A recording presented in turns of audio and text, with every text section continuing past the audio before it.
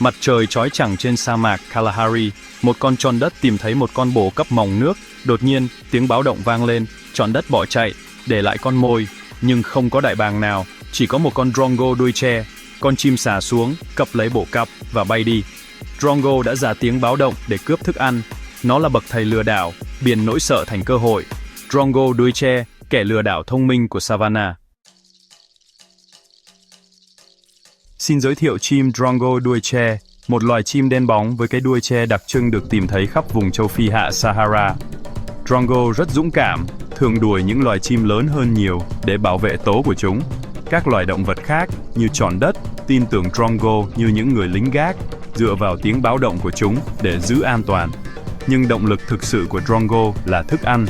Nó là loài ăn côn trùng, nhưng nó thích những bữa ăn dễ dàng, thường là cướp từ kẻ khác.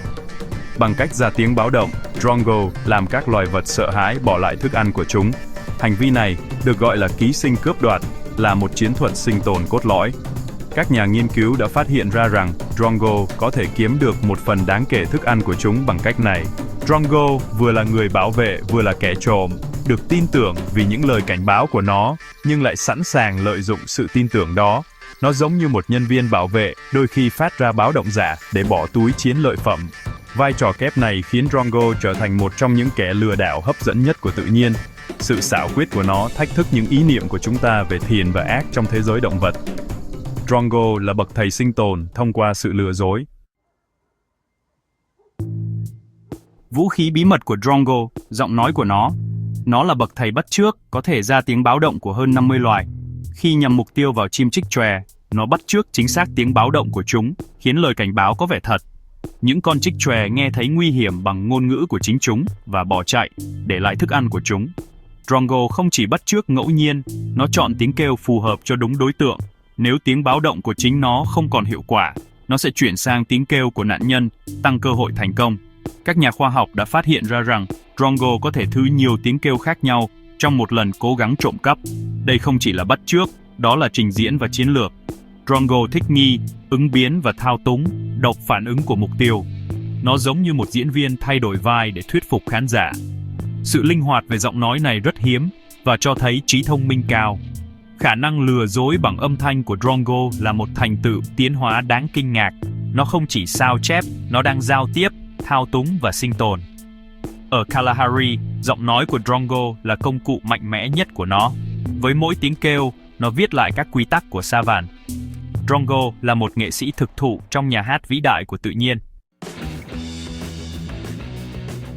Sự lừa dối của drongo cực kỳ hiệu quả, nó có thể cướp tới 1/4 thức ăn hàng ngày nhờ mánh khóe này. Drongo thay đổi tiếng kêu liên tục khiến các loài khác khó đoán và dễ mắc bẫy. Đối với trọn đất và chim trích chòe, bỏ lỡ một bữa ăn là tổn thất, nhưng bỏ qua báo động thật có thể nguy hiểm đến tính mạng. Vì vậy, chúng thường chọn cách thận trọng, dù đôi khi bị lừa. Sự hiện diện của drongo tạo ra sự không chắc chắn, báo động thật cứu mạng, báo động giả làm mất bữa ăn. Trên Savan, drongo vừa là diễn viên vừa là đạo diễn, biến thông tin thành sức mạnh. Những mánh khóe của drongo cho thấy trí thông minh tiên tiến, nó thể hiện lý thuyết về tâm trí, hiểu những gì người khác biết và cảm nhận. Drongo dự đoán tiếng kêu của nó sẽ ảnh hưởng đến mục tiêu như thế nào, đặt mình vào vị trí của chúng. Đó không chỉ là bản năng, đó là giải quyết vấn đề theo thời gian thực. Sự linh hoạt của drongo là chìa khóa, nó thay đổi tiếng kêu, điều chỉnh chiến thuật và học hỏi từ kinh nghiệm. Sự bắt chước của nó không phải để khỏe, đó là một công cụ chiến thuật, được sử dụng với độ chính xác. Điều này thách thức những ý niệm của chúng ta về trí thông minh của động vật. Ở đây, một con chim sử dụng âm thanh như một công cụ xã hội. Giống như một con tinh tinh sử dụng một cây gậy, drongo sử dụng giọng nói của nó để định hình thế giới của nó. Trí thông minh trong tự nhiên có nhiều hình thức, và của drongo là độc đáo về giọng nói. Sự thông minh của nó nhắc nhở chúng ta đừng đánh giá thấp trí óc của động vật. Câu chuyện của drongo mở rộng định nghĩa của chúng ta về trí thông minh vượt ra ngoài các đặc điểm của con người. Thiên tài của tự nhiên đa dạng, đáng ngạc nhiên và thường ẩn mình ngay trước mắt. Drongo là minh chứng cho sức mạnh của sự thích nghi và sáng tạo. Trong tự nhiên, sự sống sót thường thuộc về kẻ thông minh nhất không phải kẻ mạnh nhất. Giọng nói của drongo là công cụ vĩ đại nhất của nó và vũ khí vĩ đại nhất của nó.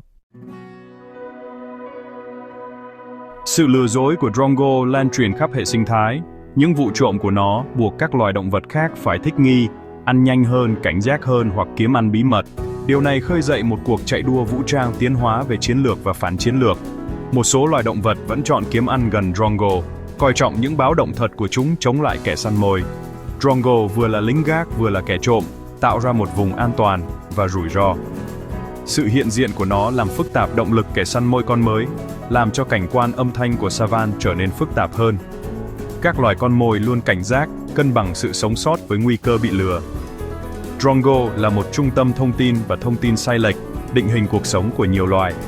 Hành động của nó cho thấy các mối quan hệ trong tự nhiên hiếm khi đơn giản. Trí thông minh của Drongo tạo ra một mạng lưới các kết nối, cạnh tranh và hợp tác.